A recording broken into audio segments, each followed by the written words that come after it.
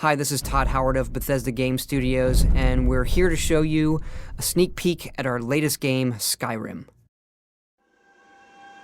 Each time we do a new Elder Scrolls game, we like to start fresh, and Skyrim is no different. Coming off of Oblivion, and then the team did Fallout 3, we had a huge list of things we knew we wanted to do technically with the current generation of hardware and PCs to bring a virtual fantasy world to life. So we've rewritten the render, we've rewritten all the gameplay, the scripting language, the faces, the foliage, and all this comes together in our new engine we call the Creation Engine. So we're interested in all the little details like this plant here, the medium details of these logs and trees, and all the way up to distant mountains. And if you've played our previous stuff, you know that mountain is not just a backdrop. You can walk all the way to the top of that mountain. And it's a huge world. Like our previous games, you can create any kind of character you want and then go do what you want. The game's primarily designed as a first-person game, but you can also play in third person.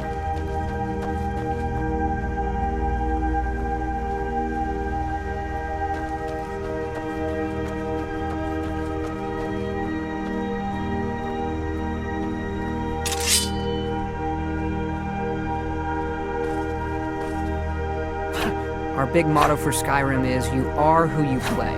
So whatever you have in your hands or whatever you're using, you're going to get better at, and then you're going to level up. The right trigger does your right hand, and the left trigger does your left hand.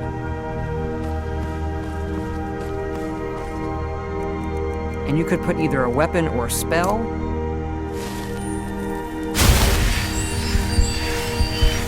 You can also dual-wield spells. What's really cool here is, if you put the same spell in both hands and pull both triggers, you can get a bigger, more powerful version of that spell.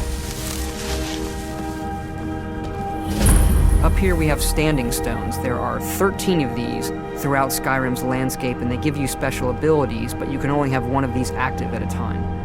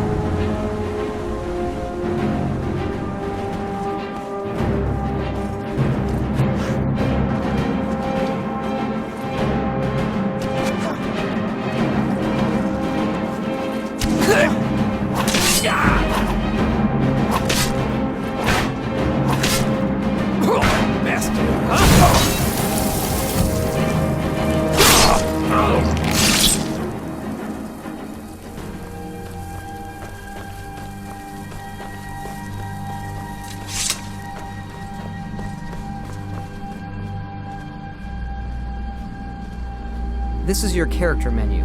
Here you can see all your items, not just what they do stat-wise, but also what they look like. Each of the thousands of objects you can find can be zoomed in, rotated, and looked at in high detail.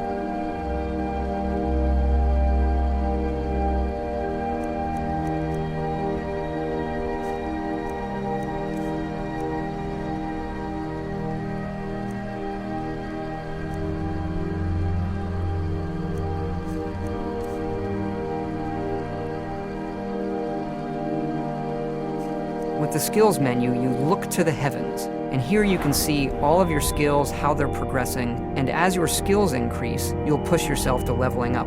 The higher the skill, the more it affects your level progress. And when you level up, you get to pick a perk. Each of these skills has its own perk tree.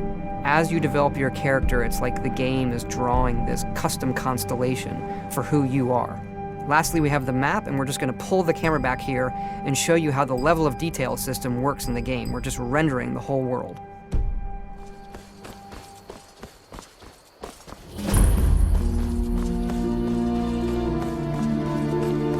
dragon! I saw a dragon! What? What is it now, Mother?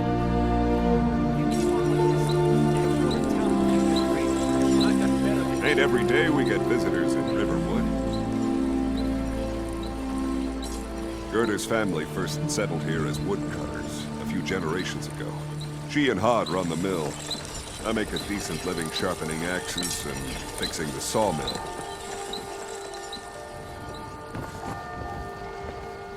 Here for work? Get an axe. And bring me all the wood you can chop.